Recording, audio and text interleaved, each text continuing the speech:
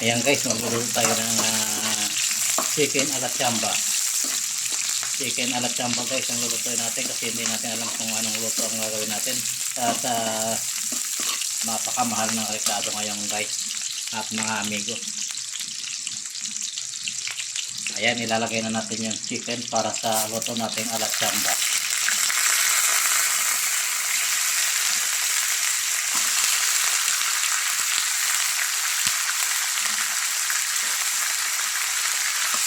Isasangkot muna natin mga amigo yung ating ilulutong chicken alat chamba. Ayan, malaking hiwa siya kasama na yung ating pabaonin sa trabaho mga amigo. At today is Sunday, kaya magluluto tayo ng ulam na kasama yung ating pangtanghali at saka pang baon sa trabaho. And mga amigo, bago natin siya takpan, lagyan na natin siya ng paminta. Medyo dadamihan natin ng kaunti kasi para yung maglasang anghang. Ayan mga amigo, haluin ulit natin para yung ating nilagay na paminta medyo mag-mix doon sa kalooban ng ating mga manok. Ayan mga amigo, takpan muna natin siya at mamaya babalikan natin yan mga 15 minutes. Ayan mga amigo, may takip muna siya pero hindi mo natin siya lalagyan ng sabaw kasi yung manok po may tubig yan sa katawan. Hayaan muna natin ilabas niya yung kanyang mga ininom na tubig. Ayan mga amigo, hayaan muna natin siya. Ayan mga amigo, balikan natin yung ating niluluto na chicken alat chamba. Ayan, alat chamba. Lagyan muna natin ng kaunting dahon para pampaamoy. Ayan, medyo nasangkot siya na siya ng kaunti after 5 minutes. Kaya nalagyan na natin siya ng kaunting tubig mga amigo.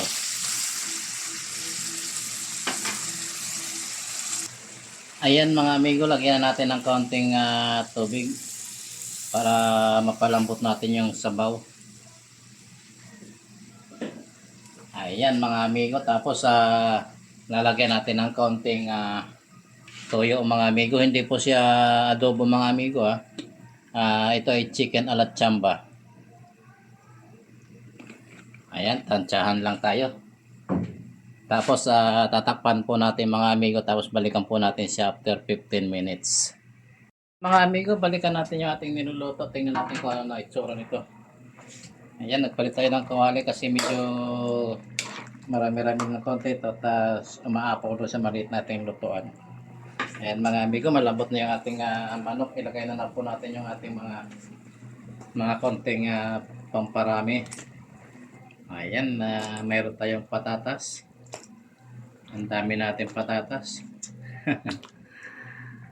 Ayan, para maluto siya mga amigo.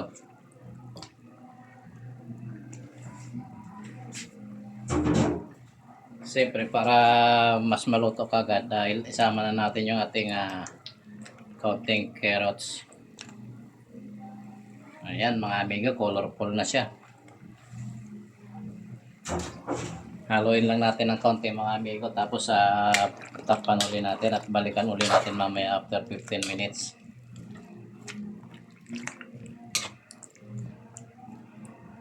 Ayan mga amigo, takpan muna natin.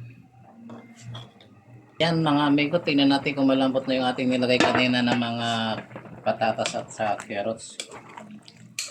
Ayan, sa tingin ko malambot na siya mga amigo. Ayan, yummy na siya. Lakulang pa siya ng rekado mga amigo. Ayan mga amigo, lagyan na natin siya ng tomato sauce original. Ayan, 200 grams lang ilalagay natin mga amigo. Ayan, nagkakakulay na yung ating lutong manok alat chamba. Siyempre mga amigo, nilagay natin yung ating tomato sauce. Medyo halo-haloin natin ng kaunti. At hayaan na natin siya maluto hanggang mamaya. Ayan, hayaan po na muna natin sila ng mga 15 minutes. Natin siya balikan. Yummy yummy! Kain na. Ayan mga amigo, colorful na yung ating nilulutong ulam. Yummy na yan amigo. Malapit na siya maluto mga amigo kasi tanghali na. Kaya kailangan malapit na. Ayan mga amigo, maraming salamat po sa inyong lahat sa mga patuloy na sumusuporta sa ating mga video at sa ating channel. Maraming salamat mga amigo. Diyos maray na hapon sa inyo kabos at mga kain na, yummy yummy na. Ayan mga amigo, chicken na naniluto po natin, chicken ala chamba. Ayan mga amigo, yummy yummy na, tanghalian na. Time check is 11:20 na ng umaga, kaya medyo tanghali na tayo, kakain na tayo. Ayan, marami tayong niluto ngayon mga amigo, kasi yung iba niyan babaonin natin sa ating trabaho para makatipid-tipid tayo sa ulam at sa gastusin. Ayan mga amigo, isang linggong ulam, yung kalahati siguro ay iuulam natin hanggang mamayang gabi. Ayan mga amigo, at maraming salamat mga amigo sa patuloy na sumusuporta sa ating mga video at sa subscriber po natin. Maraming salamat sa mga inyong mga suporta mga amigo. Diyos maray na aldaw po sa inyo mga amigo, at pagpalain po tayo ng Panginoon, at ingat po tayo, yummy yummy, kain na po, tanghali na mga amigo, at medyo nagugutom na ang inyong amigo. Bye bye mga amigo, ingat po kayo, at salamat po.